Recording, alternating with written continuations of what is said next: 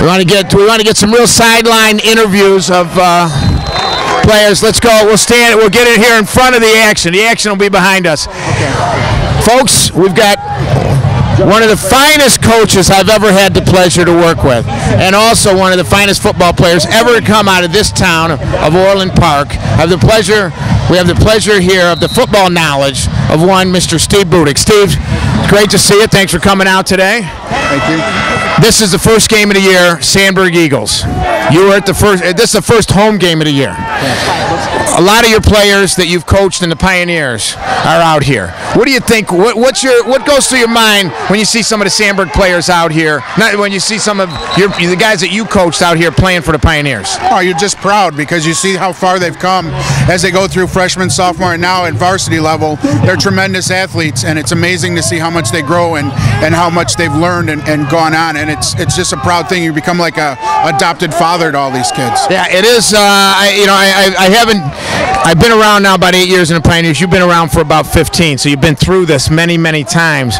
But it's great to watch at all levels, the freshman year, the sophomore year, the senior year. Now, your son is out here tonight playing on defense. What you coached him coming up through the ranks.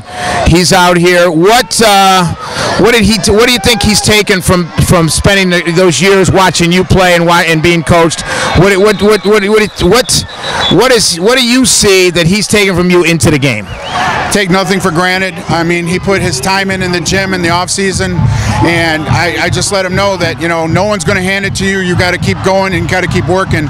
I was probably the toughest person on him as a coach because I didn't want anybody to think that I was unfair to my son, and I think that's helped him go on and develop relationships with his coaches, and I'm very proud of him. So as people at home are watching, they're watching. It's trying to get a sense of what football or what it's like. This isn't just football tonight. It's a whole event. It's Friday Night Lights. You played football for Marist High School over 20 years ago. Right. Then you played football at Wisconsin, the team that Michigan normally likes to beat.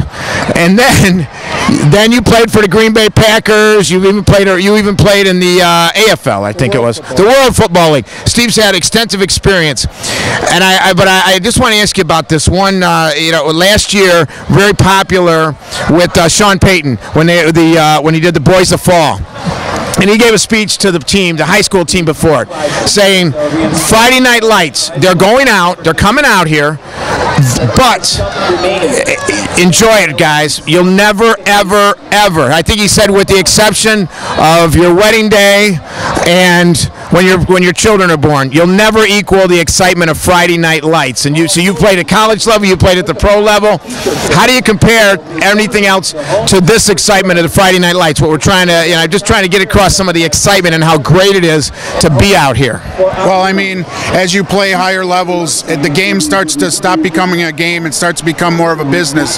This is still a level where it's still a game, and yes, there's a lot of responsibility, but to walk out here with all your friends and all the kids you grew up with and through grammar school and high school, and to be out on the field and take the field and show everybody, that you're proud of your school and represent your school, it's just the greatest feeling. And then the day you can't do it anymore is one of the hardest days to walk away. Yeah, it is, and I think it's part of, and people question, they ask me, and I know my wife gives me a lot of grief, and you probably catch grief too sometimes.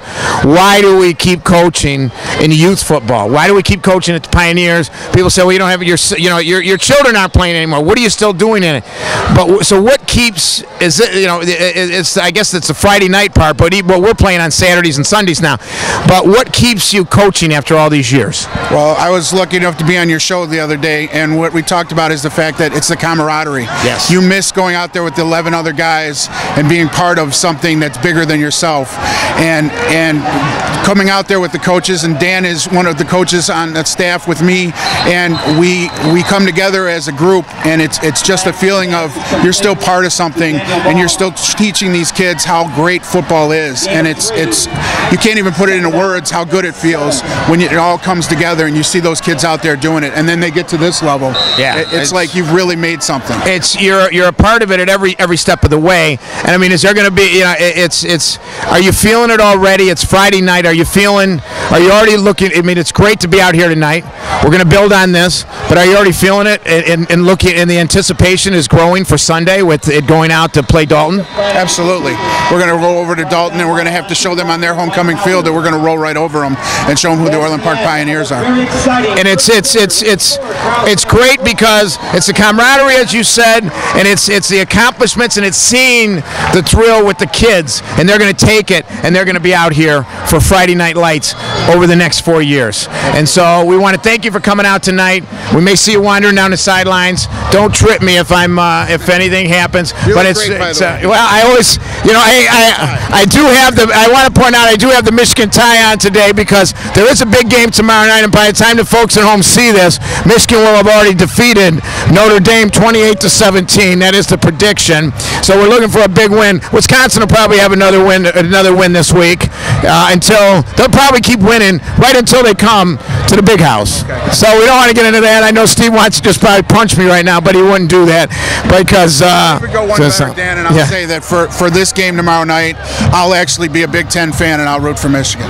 Go blue! Is that painful as that is for me? Can you see the grimace on his face when he? Can you see that grimace on his face when he says that? But Steve, I sincerely do thank you for everything you do, for everything you've done for me. I won't even tell the story of how you brought me back when I was actually going to coach somewhere else and brought me back to the Pioneers. And we've been in 3 straight Super Bowls since, and hopefully this will be another year. But it's not about us; it's about the opportunity to work with the kids each year. The fact that we help get them to the Super Bowl means so much. But I just want to thank you for everything you've done for us, the Pioneers, Sandburg, everything in the community, Ingalls Hospital, everything else. So just keep it up, and I'll look forward to seeing you tonight and then seeing you Sunday as the Pioneers roll over the Dalton Bears. Go Pioneers. Thank you.